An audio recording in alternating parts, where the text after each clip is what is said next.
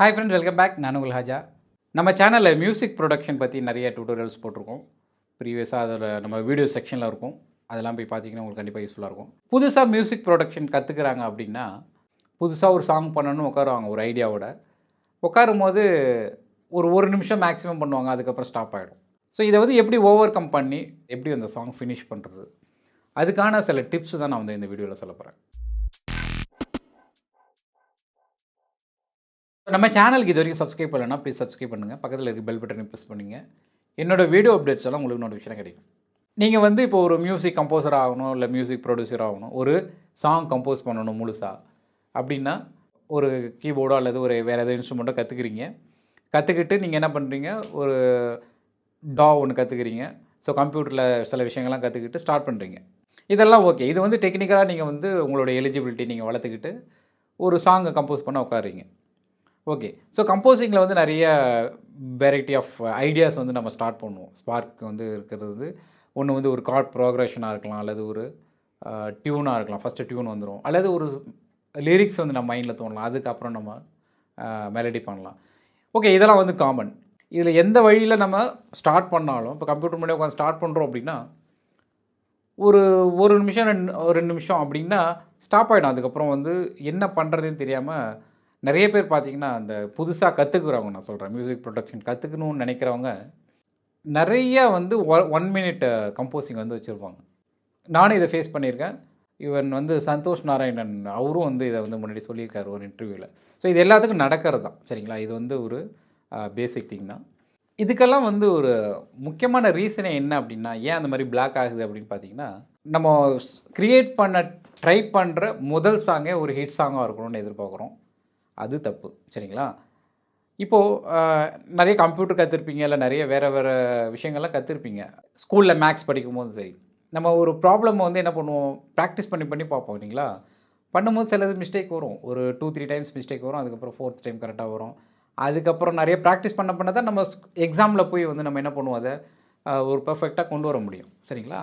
இந்த ஃபார்மில் வந்து நம்ம யாரும் மியூசிக் ப்ரொடக்ஷனுக்கு வந்து அப்ளை பண்ணுறதில்ல. ஏன்னா நமக்கு வந்து மியூசிக் தெரியுது, நம்ம மைண்டில் ஏதோ ஒன்று இருக்குது, அதை நம்ம கொண்டு வரணும்னு நினைக்கிறோம். அப்படிங்கிறப்போ அது வந்து ஒரு பெர்ஃபெக்டாகவே கேட்கணும்னு எதிர்பார்க்குறோம். அதை வந்து அப்படி பண்ணோன்னா என்ன ஆகும்னா ஸ்டாப் ஆகிடும். அதுதான் விஷயம். இதில் வந்து சில ஒரு முக்கியமான ஒரு டிப் ஒன்று நான் சொல்கிறேன், சரிங்களா? இது வந்து ஒரு ஃபார்முலா, ஒரு என்ன சொல்கிறது, ஒரு வேதமாக எடுத்துக்கங்க. எப்படின்னா, நீங்கள் வந்து இப்போது உங்களுடைய ப்ராப்ளமே இப்போ என்னென்னா, உங்களால் ஃபினிஷ் பண்ண முடியல, சாங்கை வந்து ஃபினிஷ் பண்ண முடியல. ஸோ அது என்ன ரீசன்? அப்போ அதை வந்து நம்ம முதல்ல டார்கெட் வச்சுக்கணும். எது சாங்கை வந்து ஒரு சாங் வந்து ஃபினிஷ் பண்ணணும்.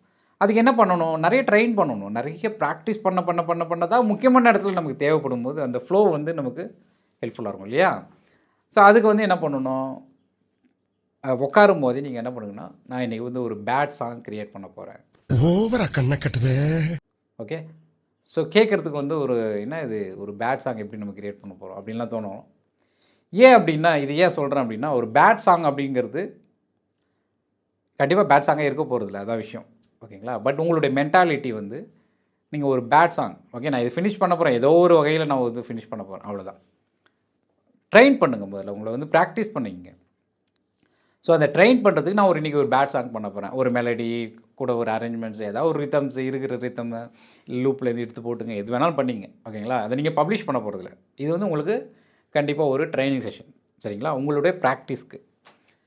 அப்போ வந்து நீங்கள் அந்த பேட் சாங் க்ரியேட் பண்ணுங்கள், ஓகேங்களா? ஒரு ஏதாவது ஒரு மெலடியில் ஒரு வேறு ஏதாவது பாட்டு லிரிக்ஸை எடுத்துங்க, இல்லை நீங்கள் கேட்காத பாட்டு லிரிக்ஸ் இருக்குல்ல, அதை எடுத்துங்க. அதை எடுத்துகிட்டு நீங்கள் டியூன் க்ரியேட் பண்ணுங்கள். ஏதோ ஒரு டியூன் உங்களுக்கு சும்மா ஓரளவு அட்லீஸ்ட் ஃபினிஷ் பண்ணுங்கள். அதில் ஒரு ஸ்கேல் எடுத்துங்க, அந்த ஸ்கேலில் மேட்ச் ஆகிற மாதிரி ஃபினிஷ் பண்ணிங்க. உங்களுக்கு தெரிஞ்ச கார்ட்ஸை மட்டும் வச்சு அரேஞ்ச்மெண்ட்ஸ் பண்ணுங்கள். ஃபினிஷ் பண்ணுங்கள், சாங்கை ஃபினிஷ் பண்ணுங்கள். மிக்சிங் மாஸ்டரிங் கூட பண்ண தேவையில்லை, ஜஸ்ட் ஃபினிஷ் பண்ணுங்கள். ஃபினிஷ் பண்ணி இதேமாரி ஒரு நிறைய பண்ணுங்கள். ஒரு 10-15 பேட் சாங்ஸ் க்ரியேட் பண்ணுங்கள். சொல்ல முடியாது, நீங்கள் பண்ணுற பேட் சாங்ஸில் ஏதாவது ஒன்று வந்து 1 2 இல்லை மேலே 10மே சரி ஹிட் சாங்காக கூட கிடைக்கிறது சான்சஸ் இருக்குது. சந்தோஷமாக இருக்கு. நம்மளுடைய அந்த மைண்ட் வந்து நம்ம என்ன பண்ணுவோன்னா, ஒரு இதில் லாக் ஆகிடும், சரிங்களா? இது பர்ஃபெக்டாக இருக்கணும் அப்படிங்கிறது. ஸோ அப்படி இல்லாமல் ஜஸ்ட் ஒன்று நம்ம க்ரியேட் பண்ணி கற்றுக்கணும் முதல்ல, சரிங்களா? அதை பண்ணதுக்கப்புறம் பார்த்தீங்கன்னா உங்களுக்கு ஒரு ஃப்ளோ கிடைக்கும். அந்த ஃப்ளோ வந்து நல்ல ஒரு ப்ராஜெக்டை நீங்கள் பண்ணணும்னு உக்காந்திங்கன்னா கூட கண்டிப்பாக அது வந்து இந்த ஃப்ளோ வந்து எங்கேயும் பிளாக் ஆகாது, டகடகடன்னு வந்துக்கிட்டே இருக்கும். அடுத்து வந்து பார்த்திங்கன்னா, நமக்கு வந்து கேட்குற மெலடி வந்து நமக்கு பிடிக்காமல் இருக்கலாம், பட் வேறு ஒருத்தவங்களுக்கு பிடிக்கும் அது, சரிங்களா? அதனால் வந்து ஃப்ரெண்ட்ஸோ அல்லது சிஸ்டர்ஸ், பிரதர்ஸ் சிஸ்டர்ஸோ இவங்கெல்லாம் கூப்பிட்டு கேட்க வைங்க, ஃப்ரெஷ் ஏரோட கேட்க வைங்க. ஏன்னா நம்ம திரும்ப திரும்ப கேட்கும்போது ஒரு கட்டத்தில் நமக்கே போர் அடிச்சிடும், இது போர் அடிச்சு போய் இது நல்லா இல்லை அப்படின்னு தோணிடும். ஆனால் வேறு ஒருத்தவங்க ஃப்ரெஷ்ஷாக வேறு ஒரு ஆங்கிளில் கேட்கும்போது அந்த மெலடியோ அல்லது அரேஞ்ச்மெண்ட்டோ நல்லா இருக்கிறதுக்கு சான்சஸ் இருக்குது. ஓகே, அதுக்கப்புறம் நீங்கள் உங்களோட பாயிண்ட் ஆஃப் வியூ வந்து நீங்கள் மாற்றிக்கலாம். இந்த ஒரு ரீசனுக்காக தான் இப்போ ஃபேமஸ் மியூசிக் டைரக்டர்ஸே வந்து டிஃப்ரெண்ட் ப்ரோக்ராமர்ஸ் வந்து அப்ரோச் பண்ணுறதுக்கான காரணமே. இப்போ ரஹ்மானே பார்த்தீங்கன்னா, இப்போது வெவ்வேறு ப்ரொடியூசர்ஸ் யூஸ் பண்ணுறது அல்லது வேறு மியூசிக் டைரக்டர்ஸ் ஆனாலும் சரி, ஏன் யூஸ் பண்ணுறாங்க அப்படின்னா அவங்களோட பாயிண்ட் ஆஃப் வியூ வந்து டிஃப்ரெண்ட் ஆகணும். ஒரே பாயிண்ட் ஆஃப் வியூவிலே யோசிச்சுட்டே இருந்தாங்கன்னா ஒரு அதுலேருந்து வெளில வர முடியாது. அதனால தான் டிஃப்ரெண்ட்டாக கொடுக்குறாங்க. கொடுத்துட்டு ஓகே, அவங்க வேறு மாதிரி திங்க் பண்ணியிருந்தாங்கன்னா அதுக்கப்புறம் கூட இவங்க டெவலப் பண்ணலாம், அல்லது அவங்கக்கிட்டே திருப்பி டெவலப் பண்ண கேட்கலாம். ஸோ இந்த மாதிரி வந்து ஒரு சாங் வந்து டெவலப் ஆகிறது வந்து கண்டிப்பாக வந்து ஒரு டிஃப்ரெண்ட் அப்ரோச்சில் தான் இருக்கும். அதனால் வந்து நம்ம பண்ணுற மெலடியோ அல்லது அரேஞ்ச்மெண்ட்டோ நமக்கு பிடிக்கலன்னா கண்டிப்பாக அதை வந்து டிசைட் பண்ணாதீங்க, நல்லா இல்லை அப்படின்னு டிசைட் பண்ணாதீங்க.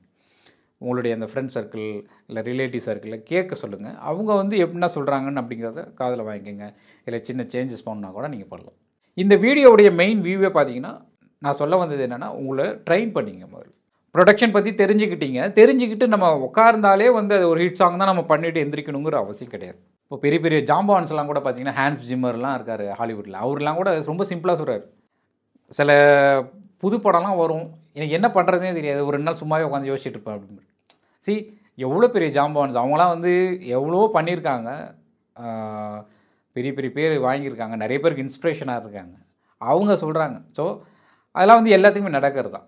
அதனால் நம்ம வந்து பிகினிங்கில் ஒரு உட்காரும் போது நம்ம டக்குன்னு ஒரே இதில் வந்து பாட்டு ஹிட் ஆகிடணும், மில்லியன்ஸ் வியூஸ் வரணும் அப்படின்லாம் நம்ம அந்த ஒரு மென்டாலிட்டியோடு உட்காரக்கூடாது. உட்காந்தோன்னா பிளாக் ஆகி நிற்கிறோம், அதுக்கப்புறம் மாறிடும், சரிங்களா? உங்களோட எய்ம் வந்து நீங்கள் உட்காரும் போது ஒரு பேட் சாங் ஒன்று கிரியேட் பண்ண போகிறோம்.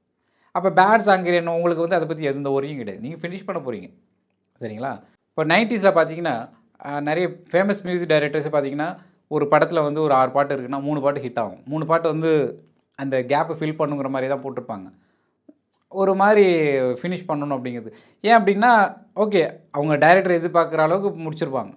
அதனால் அவங்களே வந்து அதை பற்றி ஒரி பண்ணிக்கிறது இல்லை. இப்போ நம்ம ஒரு நியூ கமராக நீங்கள் வந்து ப்ரொடியூஸ் பண்ண உட்காரிங்க அப்படின்னா, ட்ரைனிங்காக எடுத்துங்க. நிறைய அதை வந்து ஒரு பேட் சாங்காகவே சொல்லும்போது உங்களுக்கு அதை பற்றி ஒரி இருக்காது. பிரச்சனை இல்லை, நம்ம ஒரு பேட் சாங் தான் கிரியேட் பண்ண அப்படிங்கிற மாதிரி நீங்கள் போயிடலாம், சரிங்களா? அப்புறமா நீங்கள் அந்த கலெக்ஷன் அதில் ஒரு பேட் சாங் ஒரு 10 பேட் சாங்ஸ் வச்சுருக்கீங்கன்னா, அதில் நீங்கள் ஒரு 10 வருஷம் கழித்து நீங்கள் அதை எடுத்து பார்த்தீங்கன்னா அதுலேருந்து நீங்கள் நிறைய சாங் கிரியேட் பண்ண முடியும்.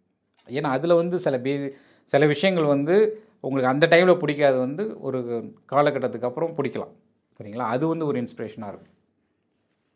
சரி, இந்த வீடியோவோட மெயின் ரீசன் வந்து பார்த்தீங்கன்னா, உங்களுக்கு ஒரு சாங்கை வந்து ஃபினிஷ் பண்ணணும். ஒரு மியூசிக் ப்ரொடியூசர் வந்து ஒரு மியூசிக் ப்ரொடியூசராக, அதாவது லேர்னிங் மியூசிக் ப்ரொடியூசராக கற்றுக்கிட்டு இருக்கீங்க அப்படிங்கிறப்போ அந்த சாங்கை வந்து ஃபினிஷ் பண்ணணும். அதுக்கான ஒரு சின்ன டிப்ஸ் தான் அது. நான் கேட்டு தெரிஞ்சுக்கிட்ட விஷயங்கள் ப்ளஸ் என்னோடய ஓன் எக்ஸ்பீரியன்ஸ் இதெல்லாம் பேஸ் பண்ணி தான் நான் சொல்லியிருக்கேன். ஸோ இதில் வந்து சிலது பேருக்கு இது ஒத்து வராமல் போகலாம், ஓகேங்களா? ஸோ அந்த மாதிரி எதாவது இருந்துச்சுன்னா கமெண்ட்ஸில் சொல்லுங்கள். வேறு ஏதாவது டிப்ஸ் உங்களுடைய இருக்குது அப்படின்னா கூட நீங்கள் சொல்லலாம், ஓகேங்களா? கண்டிப்பாக அது வந்து மற்றவங்களுக்கு ஹெல்ப்ஃபுல்லாக இருக்கும், எனக்கும் ஹெல்ப்ஃபுல்லாக இருக்கும். ஸோ இந்த வீடியோ வந்து ஏதோ ஒரு வகையில் ஹெல்ப்ஃபுல்லாக இருக்கும் நம்புகிறேன். பிடிச்சிருந்தால் லைக் பண்ணுங்கள், ஷேர் பண்ணுங்கள், கமெண்ட் பண்ணுங்கள். மீண்டும் இன்னொரு வீடியோவில் சந்திக்கலாம். நன்றி, பாய் பாய்.